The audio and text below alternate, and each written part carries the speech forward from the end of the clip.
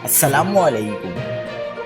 کراچی کی garments factory میں آتش زدگی سے 2 عمارتیں منہدم، 4 فائر فائٹرز جاں بحق، ملبے تلے دب کر 13 زخمی، لوگوں کی چیخ و پکار۔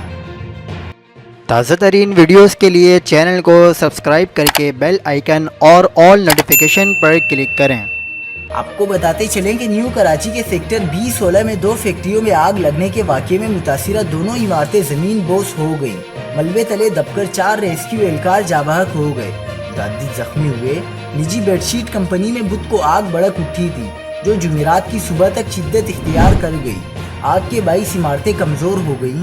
بدھ اور جمعرات کی درمیانی شب مسلسل کولنگ کے دوران دونوں عمارتیں گر گئیں۔ آگ سے متاثرہ ایک فیکٹری تولیہ اور دوسری اسپیئر پارٹس کی تھی۔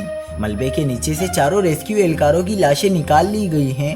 جاں بحق افراد کی شناخت محسن، افضال، سہیل اور خالد شہزاد کے نام سے ہوئی ہے۔ مزید خبروں کے لیے دیکھتے رہیے حق پاکستان نیوز۔